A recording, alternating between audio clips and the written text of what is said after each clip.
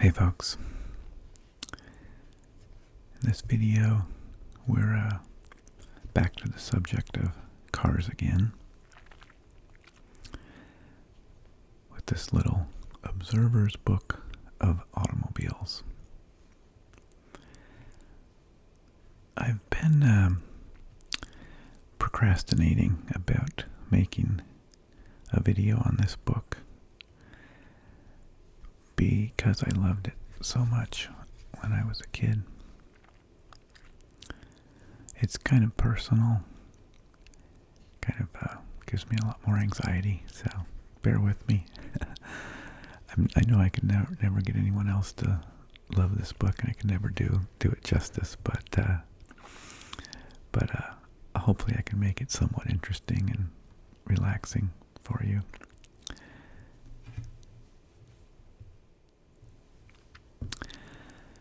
I did a little research on these observer books for this video. I've had this video, I've had this book for a long time, but I didn't really know a lot about the series. And so I looked up a little bit. So these little observers books were published in the UK and intended for children. They covered various topics. The first one was in 1937 on British birds. There are over 800 variations of these little observer books, going all the way into the 1980s. The first ones tended to focus on nature, but later they branched out to other subjects like this automobiles version. The first of these automobiles observers was 1955. And this is the 5th edition, 1959.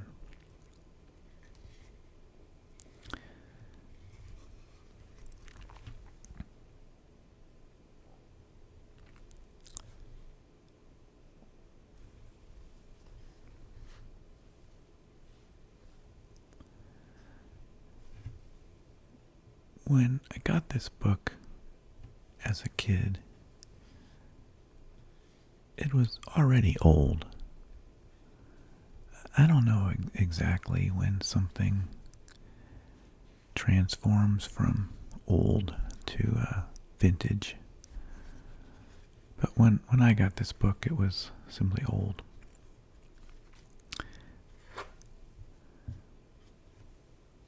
My dad probably picked it up at a garage sale or a thrift store.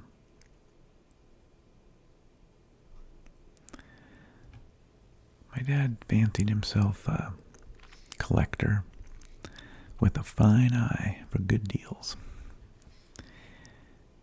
He often said things like, "That's going to be worth a lot of money someday." Well, this little book's not worth a lot, but that's okay. That's not why I keep it.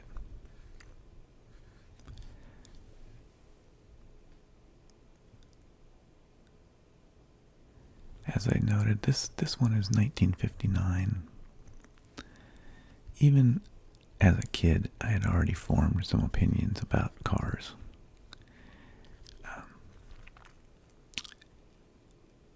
My wife was also from a car family, and she always jokes that there's Pennzoil in our veins.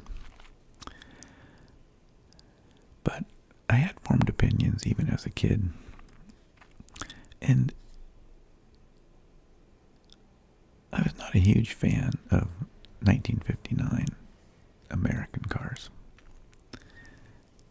In the 50s, particularly the second part of the decade, Fins became popular in America. And this reached its height in 1959. It was peak fin. The cars were really wide, with huge fins. And to be honest, as a kid I thought they were kind of ugly and ridiculous. I have more respect for them now.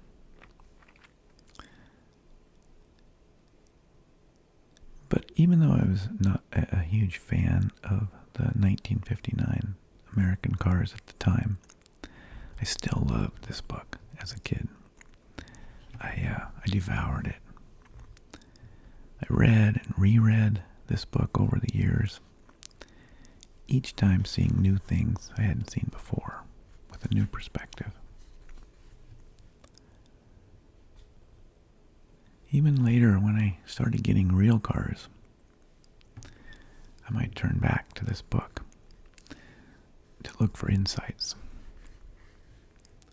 I mean, over the years, I have owned a few cars, or certainly since most of the brands of the world are in this book, certainly brands of cars that are in this book.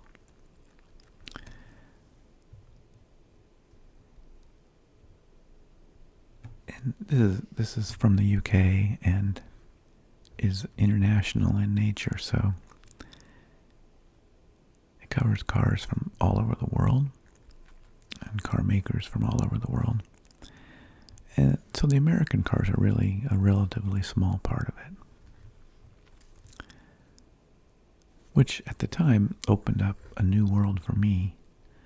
To a degree, I'd obviously seen other than American cars, but this book showed me all kinds of new makers and cars I hadn't seen before, or hadn't even heard of before in some cases. What we used to call foreign cars back in the day.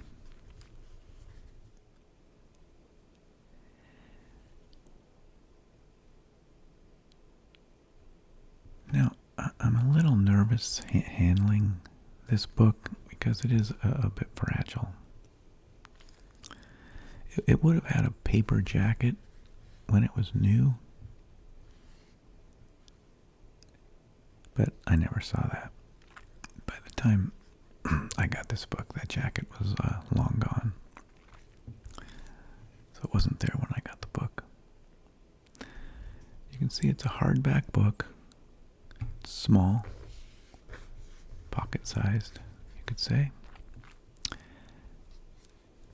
And there's some damage on the cover in spots.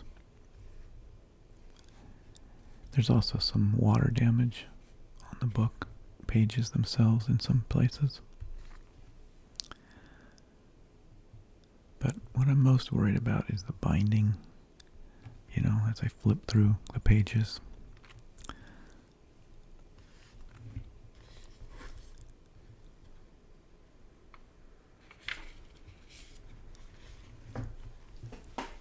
So, this book has a foreword by Sir Stirling Moss. He was a legendary and beloved British racing driver.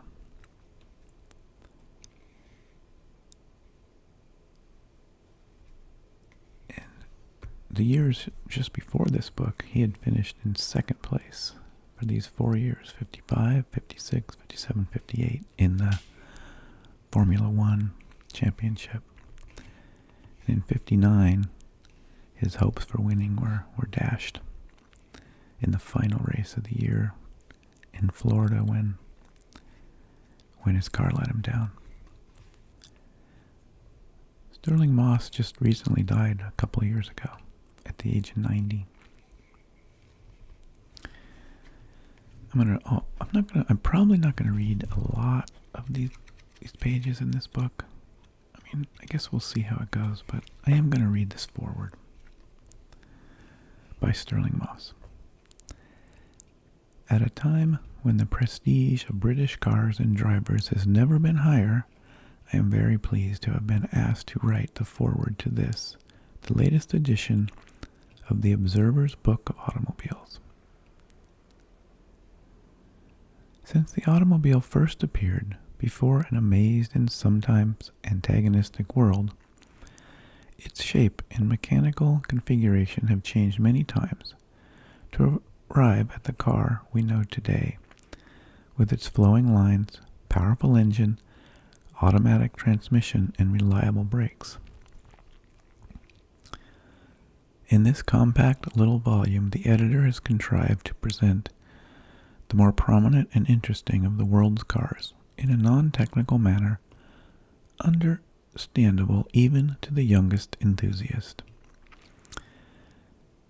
It is interesting to be able to compare the cars of this country with those of the USA, France, Germany, the USSR, and even Japan, by merely turning a page or two instead of thumbing through a pile of assorted magazines and leaflets. The idea behind the book is to enable the reader to learn what the current products of the world's manufacturers look like and what their vital statistics are.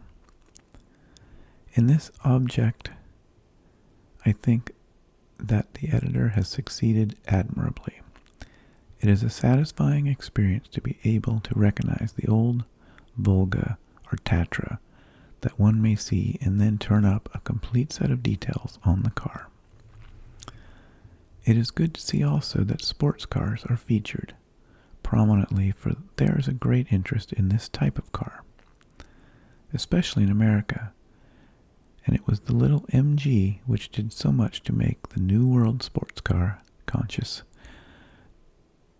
to further the prestige of British cars in the markets of the world. Some of the more potent bodies, such as the Testarossa Ferrari, are included, also for their details are of interest to every enthusiast. I am sure that this book will find a place on the bookshelf of every car fan, and will no doubt be used to help settle those many arguments which always seem to arise when enthusiasts of any type get together. Stirling Moss.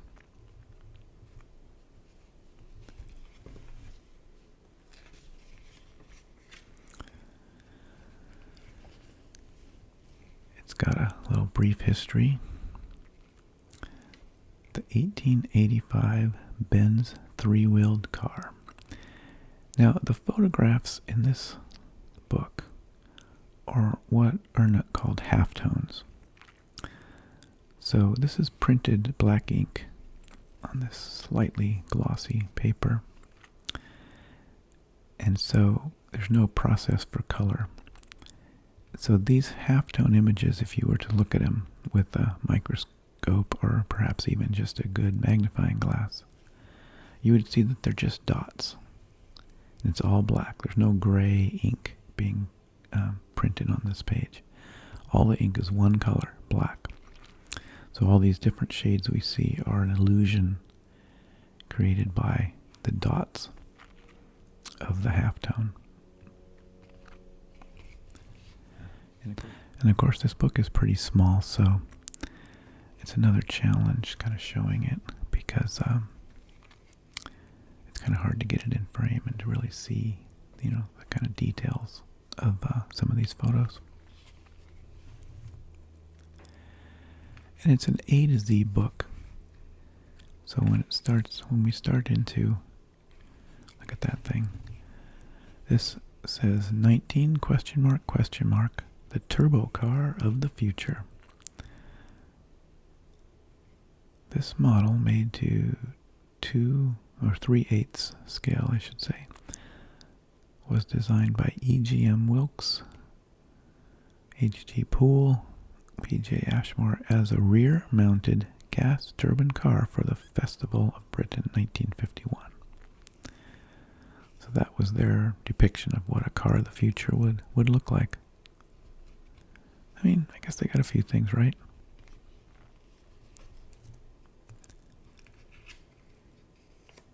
And then this goes through the years of different attributes as cars evolved. And of course, because this book is 1959, this list of things ends in 1959. And here's a whole section on how an automobile works. And as I said, these books were intended for children. And their objective was to spark some interest in a given subject. And I'll say that certainly worked on me. Now, I was already interested in cars, but I mean, this was just accelerated that. This has a lot of information about some of the main components of a car, and says how an automobile works. You know, and I mean, I learned these diagrams are showing the operation of a 4-stroke engine, or at least some of the main aspects of that. You know, and I learned even as a little kid this 4-stroke engine as well as 2-stroke and the differences. And I learned that very young. I don't even know if most kids ever learn that these days.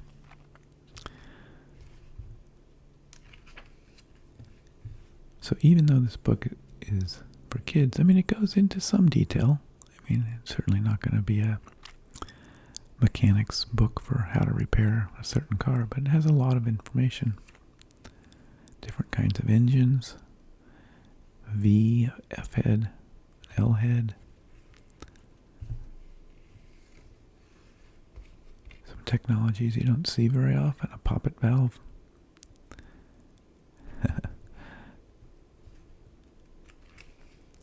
But as I said, this is an A to Z book. So I'll just go through it in that order, I suppose, rather than flip around. And there's so many, I obviously unlikely to get through them all in one video. So we'll see how far we get in this video. But here's AC. Read the first paragraph. The AC company commenced operation with a small 3-wheeled commercial vehicle known as the Auto Carrier, not making its first passenger model, the AC Tricar, with a single-cylinder air-cooled engine until 1909. So AC is Great Britain, is the manufacturer. AC Cars Limited, Thames, Dinton, Surrey, England. So, you may recognize this car less from the AC, but later the AC, an AC car was used for the Shelby Cobra. It was called the AC Cobra. Now that didn't exist yet at the time of this book, but that might be one reason why you might recognize these cars. And you can see there's a fair bit of info on every little car, and horsepower and specifications like that. And they usually show at least a few models produced by that maker. So here's Alfa Romeo. This is Italian, so Italy. SA Alfa Romeo via Marco Ulpio Traiano, 33, Milan, Italy. Or Milan, Italy. These list the current models. 1959, the Giulietta, the Berlina, Veloce Coupe, Spider Veloce, Super Saloon, Berlina, Spider, and then it'll, as I noted, it'll show a few different versions. So here's a Sprint Veloce, 1959.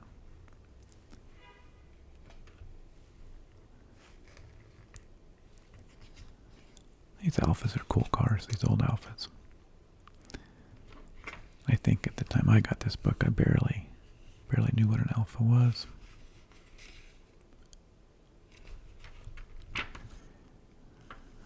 Here's a Giulietta Spider Veloce. That's a really cool car.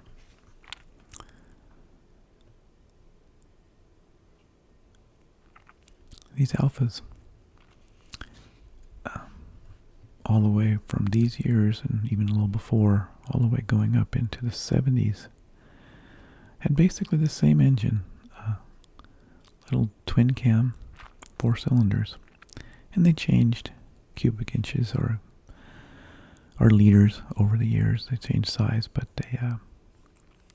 they basically all use the same main engine.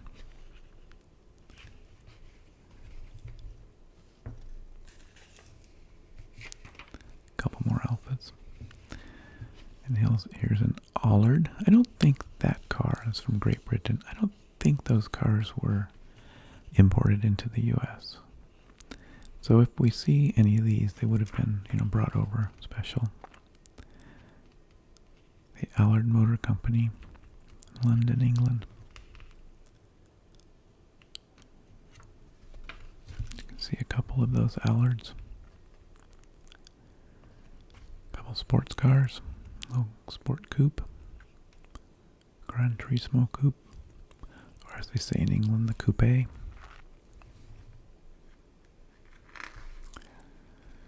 Here's another British car, the Alvis. And likewise, I don't believe this car was imported into the U.S. generally. So any model you'd see here in the U.S. would have been brought in separately. I can see that binding is iffy. Just scaring me a little. Here's another car maker from Great Britain, Armstrong Siddeley.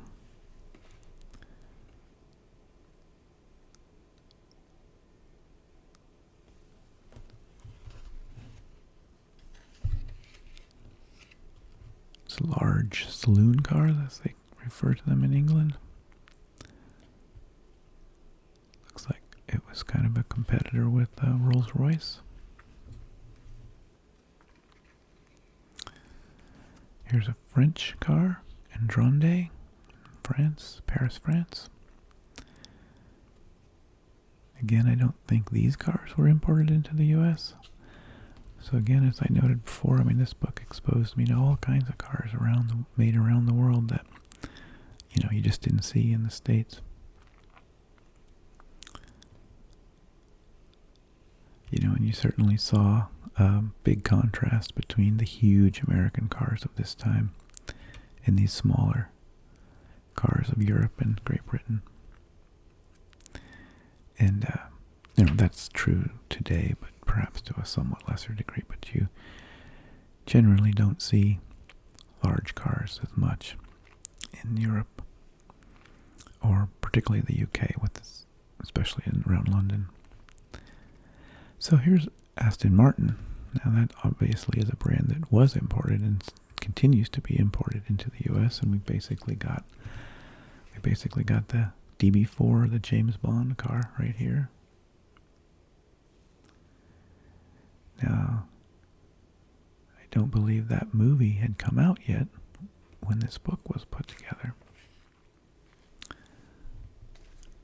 So, this is a DB4, so it's not the exact same as the James Bond car, which was a couple years newer, a DB5, but it's certainly very similar.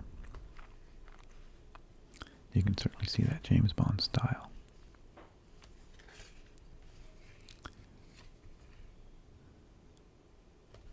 There's a sports racing 2-seater Aston Martin. There's another British brand that I don't believe was ever imported to the U.S. It's a little utility vehicle, the Astra. The 2-cylinder with 15 horsepower.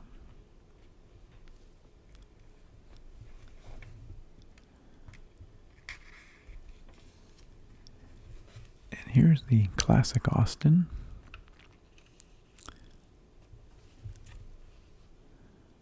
From Australia. So I guess that's Aston, Australia. So that's a variant. And they make one car, the Lancer, in Sydney, Australia. And here's Aston, the Aston we know more, the Aston Great Britain, from Birmingham, England.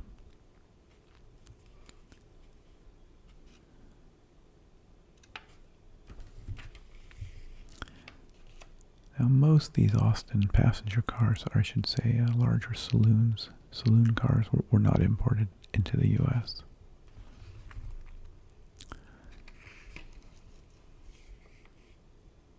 But we'll see other Aston cars in this book that were imported into the U.S. This is an Aston Gypsy, which looks a lot like a Rover to me. And speaking of those Aston cars that were imported, here's Aston Healey, Great Britain, part of the Aston Motor Company. This is the Aston Healey Sprite of 1959, which was known as the Bug-Eye Sprite. I don't believe that they reference it that way in this book, but that's certainly what we colloquially called it.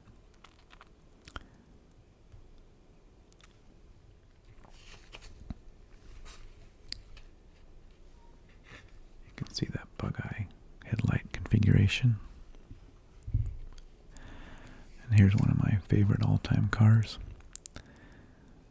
The Aston Healey 106 was the version at this time in 1959. So earlier Aston Healey's were the big Healeys, known as the big Healeys. These are sports cars.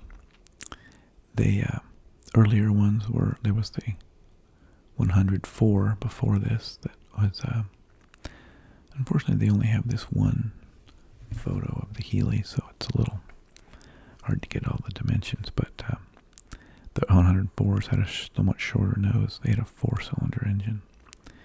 These 106s then came out, and then after this they started calling the car the 3000, and that went up until 1967, I believe, was the last models. And these were imported into the U.S. It had this was one of the first affordable 100-mile-an-hour cars. I think affordable was the word they used. It was, I don't remember what, under X amount of dollars, and went 100 miles an hour. It had 100 horsepower in a small, relatively small car. It's one of my favorite cars. And here's Auto Union from Germany.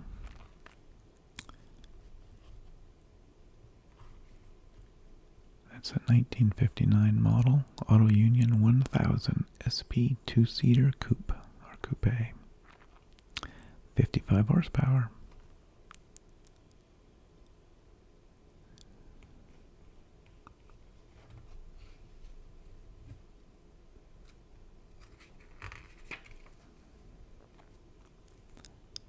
A couple of other Auto Unions from 1959.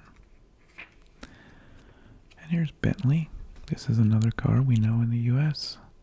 It's a Great Britain. Bentley Motors Limited, London, England.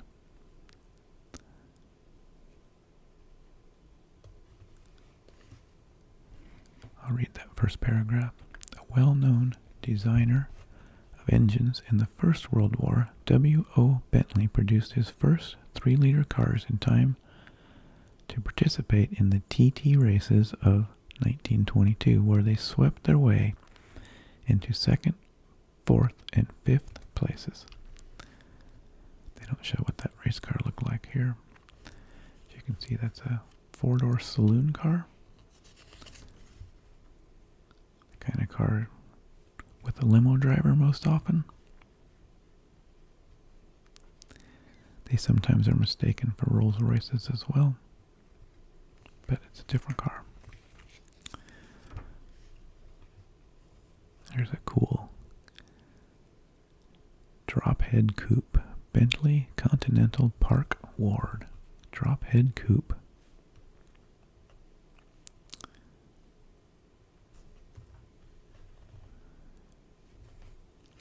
Here's a Berkeley, another British car, Great Britain, Bedfordshire, England. twosome, and a foursome. Those are the cars that Berkeley offers.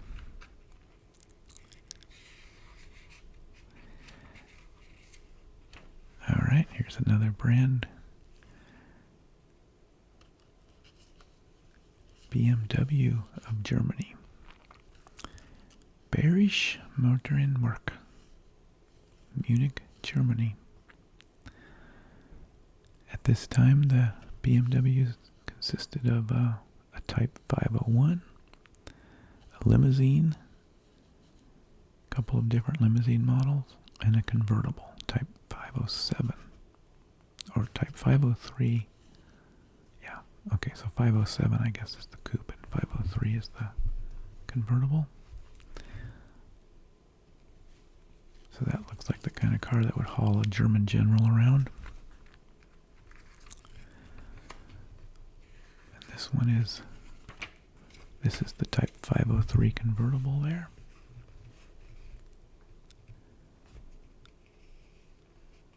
And then here's a 507 coupe. V8. 3-liter V8 with 150 horsepower.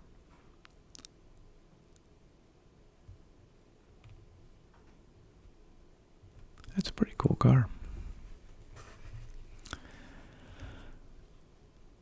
And here's a Borg Ward, Germany. Isabella Saloon, Isabella TS Saloon. Kind of a large family car.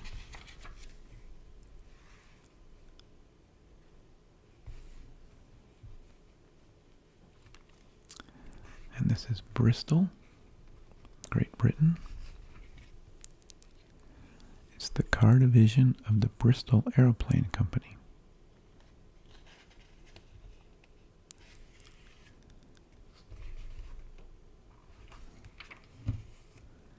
That's a Bristol Type 406 saloon. 6-cylinder with 100 horsepower, 105. And here we've got a Bugatti. This is from France.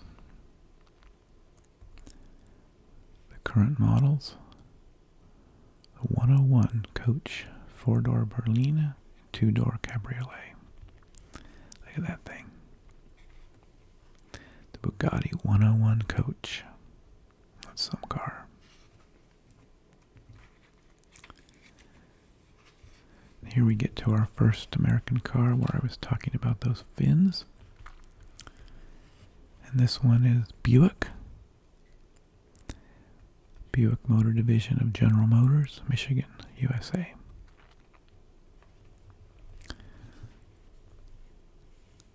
Here we have a Buick LeSabre 4-door. You can see those huge fins back there, and kind of this, a lot of chrome on these big wide cars of that day, of that era. Here's a Buick LeSabre 4-door hardtop. Again, there's those giant fins. You can see the big, wide styling of this period. For the American cars, anyway. Look at that thing, that Buick Electra. That thing is wide. And here we have another American car.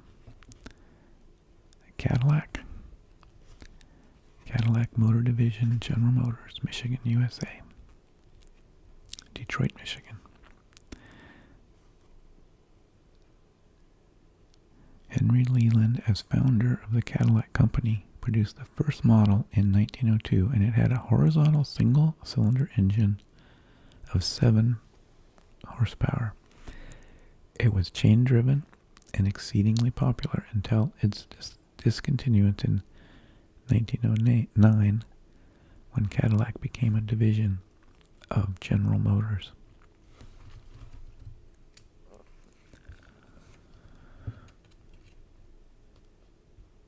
Current models: a Fleetwood 60 Series, 62 Series Coupe, 75 Series, 8-passenger sedan. Wow, that's a big sedan.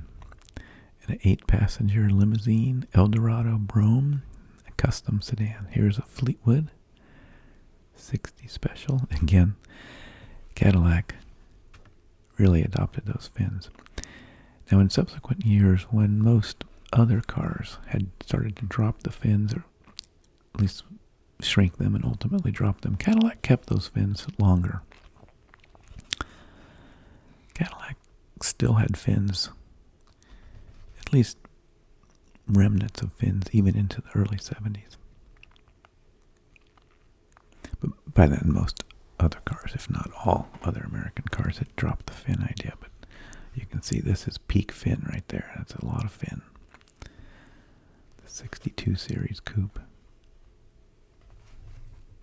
These cars are all 1959. There's a Sedan DeVille. And another American car maker, Chevrolet. You can see the Chevrolet bow tie logo there. Detroit, Michigan. Louis Chevrolet was a racing driver who designed and produced his first automobile for the public in 1912. And in that same year bought the Little Company. In 1913, therefore, the 6-cylinder Model C and Little 6 Chevrolets were offered together with the Little 4. At the end of the same year, the Little 6 was abandoned, but the Model C was continued until 1915.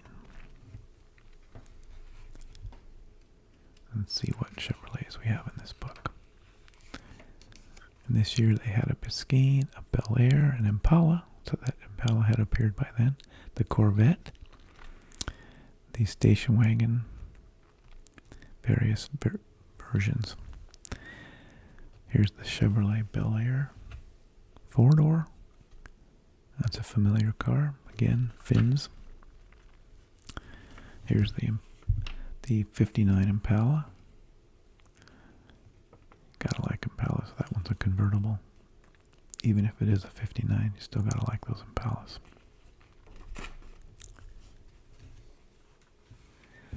And unfortunately, they don't have a picture of the Corvette, but they do have this Chevrolet Nomad.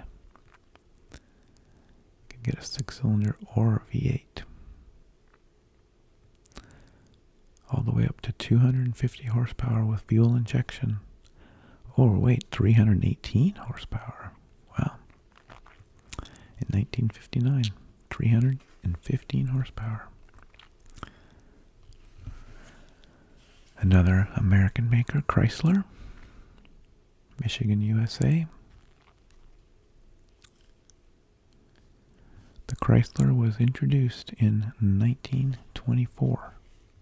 Called the 70, the first model had 4-wheel hydraulic brakes, an oil filter, and an air cleaner. In these early cars, oil filters weren't a thing. And in the 50s, it started to be an option. It wasn't standard equipment, even though it had been invented and used. In some cars, it wasn't standard. You had to get the oil filter option. Here's a... Oh, did I skip a page? No. Okay, so here's the Chrysler Windsor 2-door hardtop.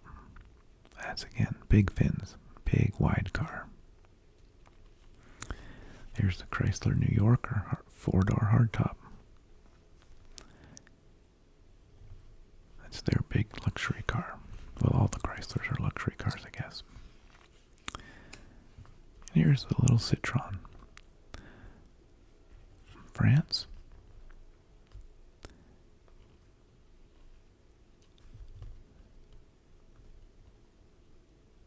The current models in 1959 are the 2CV type.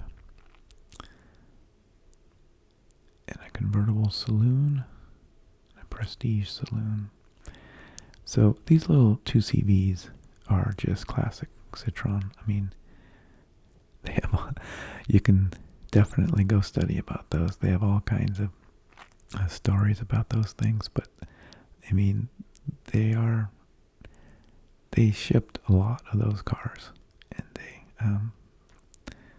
they're used by a lot of people and loved by a lot of people, despite a few flaws, which you can look up or read about. Here's another Citroën. 4-cylinder, 2-liter, 66 horsepower. They're pretty streamlined for 1959.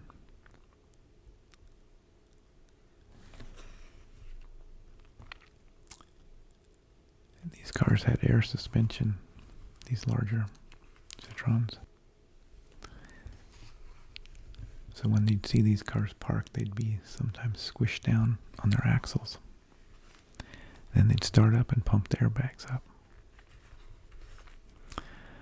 Here's another American car maker, Continental, which is a division of Ford Motor Company. Here's the Mark IV limousine. Kind of strange headlight configuration.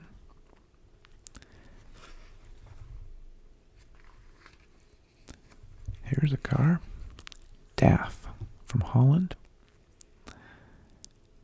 Again, a car I don't think was imported into the U.S. A 2-door saloon. The DAF Deluxe Saloon. 2-cylinder, 590 cc, 22 horsepower.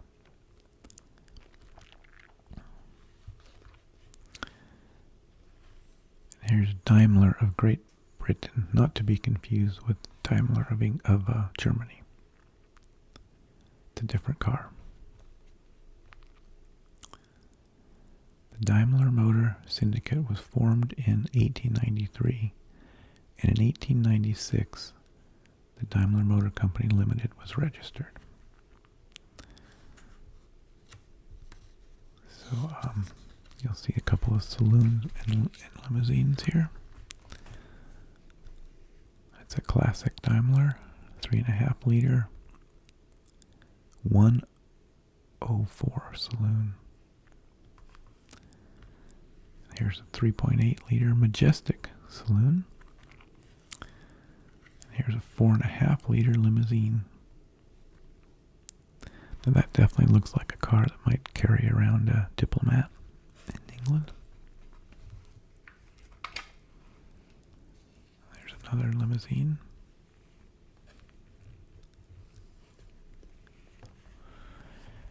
Here's DB of France. Current model is the DB Sport Coupe. 2-cylinder, 850 cc, 56 horsepower.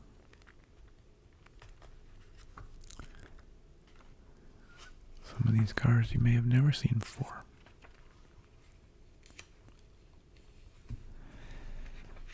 Here's a Dello of Great Britain. This car maker was post-war. The first cars to be produced by this company appeared in 1947. They were competition sports models consisting of modification to existing cars to meet the revival of interest in trial events. So the only model in 1959 was the Mark VI Sports. And that's it. It looks rather stark. It's got a 4-cylinder Ford with 36 horsepower. Interesting little car. Dello of England. And here's the Soto, a division of the Chrysler Corp. There's a 4-door Sportsman hardtop. There was a lot of consolidation of these various American subdivisions of these larger car companies over the years, and you can kind of see why, because there's a lot of duplication of some very similar kind of cars where these different divisions were almost competing too much with their brother and sister divisions with almost the same car. So a lot of these brands have kind of gone away over time. Even though the Chrysler Corp still exists, although it's changed hands a number of times. Another station wagon. That top one is the Firefly 2-door Sportsman hardtop. big fins. And here's Dodge, the United States, Detroit, Michigan. In 1915, John and Horace Dodge produced the first car of their new company, then known as Dodge Brothers. It was a simple design, an open model, and had a 35 horsepower four-cylinder engine. It was the first passenger car with an all-steel body and was continued until 1928, when the firm became a division of the Chrysler Corporation. Current models in 1959 were the Kingsway, the Kingsway Deluxe, Kingsway Custom, the Lancer, the Coronet, the Royal, Custom Royal, and station wagons. So here's a Custom Royal Lancer 4-door hardtop. Look at the size of that thing. Does it tell you the weight on that car? It had to weigh quite a lot.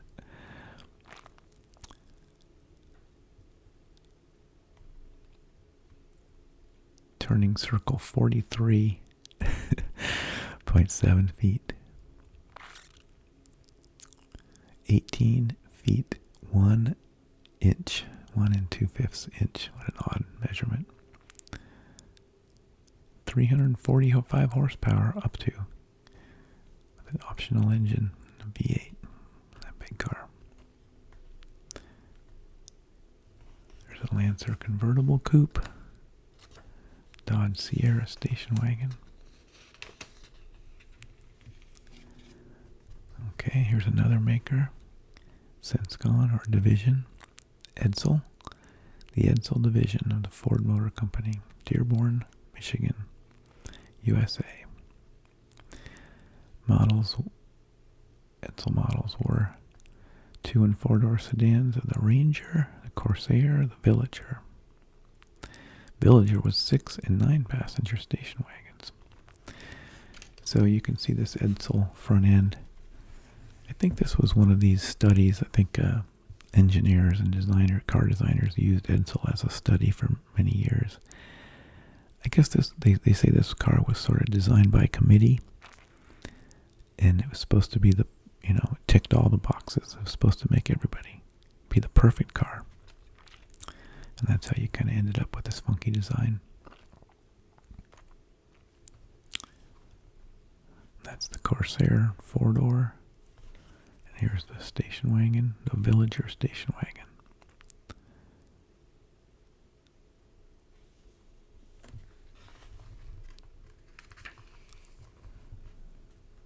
The Facel Vega in France. We have a sports coupe and a 4-door saloon. And here's the sports coupe. The Facel Vega HK 500 sports coupe. I guess let me know in the comments if you've seen some of these rare cars. The not quite common cars that are referenced in this book. Here's an interesting little car, a Fairthorpe, Buckinghamshire, England. Current models of 1959 were the Atomoda, it's a coupe, the Electron, and the Electron Minor Sports.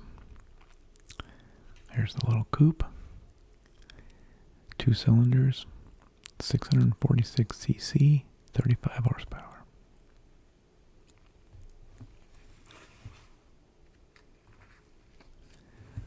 And here's the Electron Sports, 4-cylinder, 1098cc, and 84 horsepower. Pretty peppy for the day.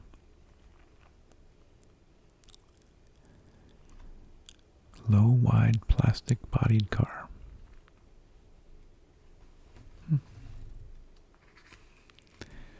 And here's the Ferrari.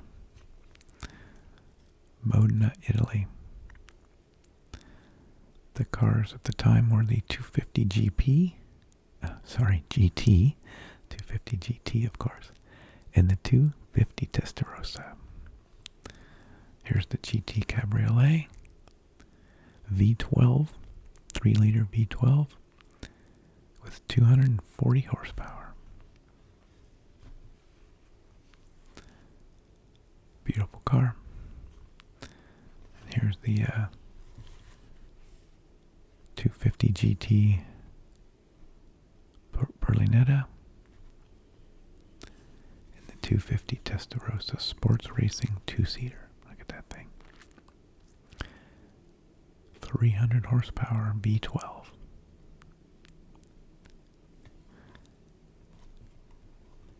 Bet that engine purred. Here's Fiat. It's Italian. Turin, Italy. At this time, the models were the 500, the 600, the 1100, 1200, 1400B, and 1900B. So, this Fiat 500 is, of course, just iconic Italian car. You still see these things all over, especially in Italy, but throughout the rest of Europe as well. You still see them, but especially Italy. Just an absolute classic. 2-cylinder, 479cc, and 16.5 horsepower. You know, and you see these driving around with 4 people crammed in there. It's a 4-seater. There's the 600. It says it's a convertible, but I guess they count that rollback top as a convertible top. Here's the larger Fiat 1100 Saloon.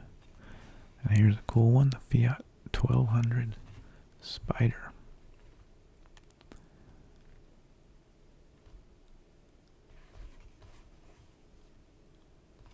(1959) Spider Roadster.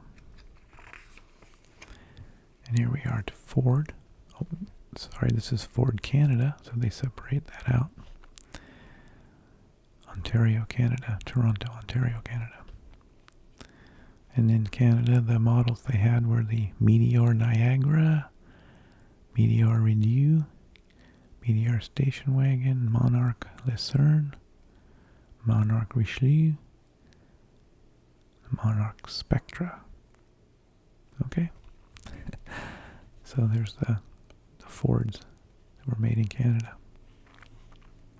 There's a Monarch.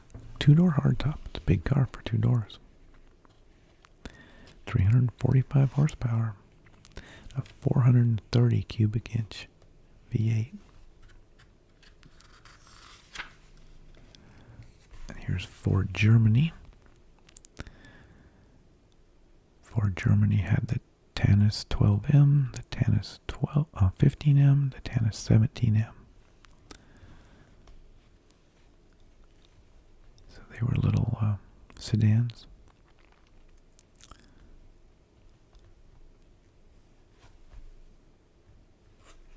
I think I've seen many of those before. And here's Ford Great Britain.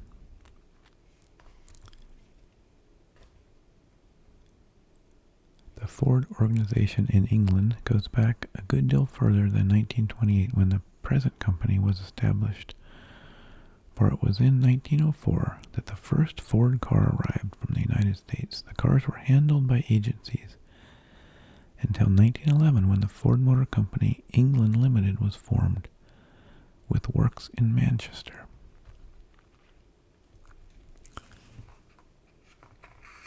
So here's the English Fords of the day. The Popular 2-seat saloon, Anglia Saloon, Deluxe Saloon, the Prefect Saloon, Escort Estate Car, the Squire Estate Car, the Consul Saloon Deluxe Convertible, the Zephyr Saloon, the Zodiac Saloon Convertible Estate Car. So here's the Ford Popular 2-door sedan. Here's the Anglia Deluxe Saloon.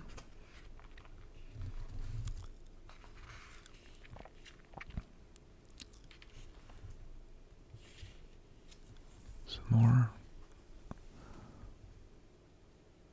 English Fords of the day.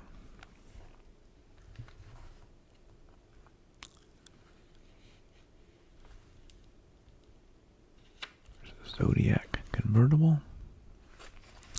Now, one thing about these little cars, now this is, I don't think the exact model, but a variation of these English Fords is often used in drag racing, or was used in drag racing. You still see them, but you know, they use that body type, or that body, to build drag cars.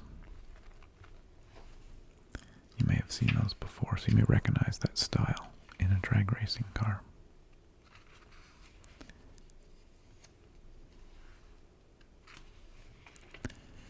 And here's Ford of the United States of America, Dearborn, Michigan, USA.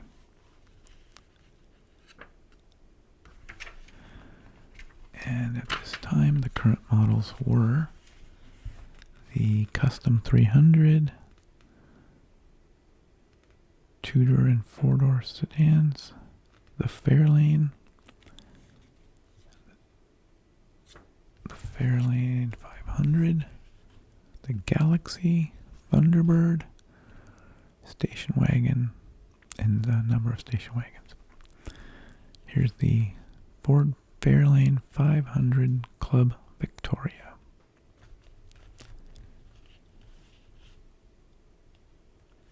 And this one is,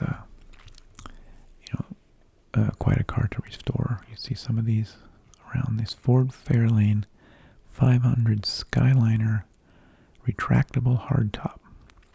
So yeah, the whole hardtop goes back into the trunk. It has a hardtop, sort of similar to this hardtop car, and that whole hardtop, this trunk opens up, and the whole hardtop goes back into that trunk area. And here's the country sedan, station wagon. And there's they do have a convertible here. So here's the convertible, the Thunderbird hardtop. So they do have a Thunderbird. The V8 352 or 430 cubic inch. 300 or 350 horsepower. The 59 Thunderbird hardtop.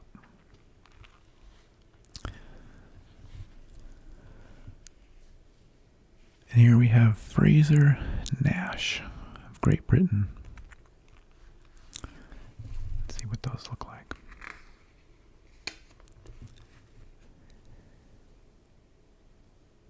Current models, the Continental and the Sebring.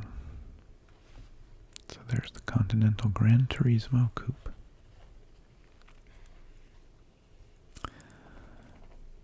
And here we have a cute little guy, the Frisky of Great Britain. The current models are the Frisky Sport and the Frisky Sprint. So this is the Frisky Sport Coupe, 2 cylinders, 324 cc, 15 horsepower.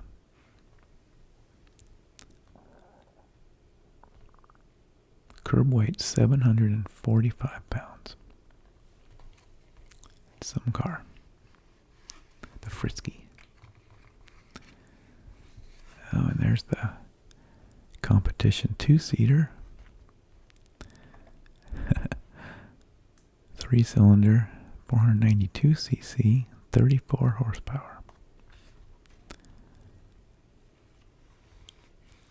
And here's actually, I think I'll stop at after A through F on this video.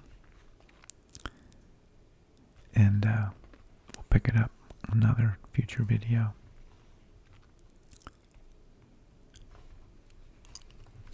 With the Gill of Great Britain. So we might be roughly halfway through.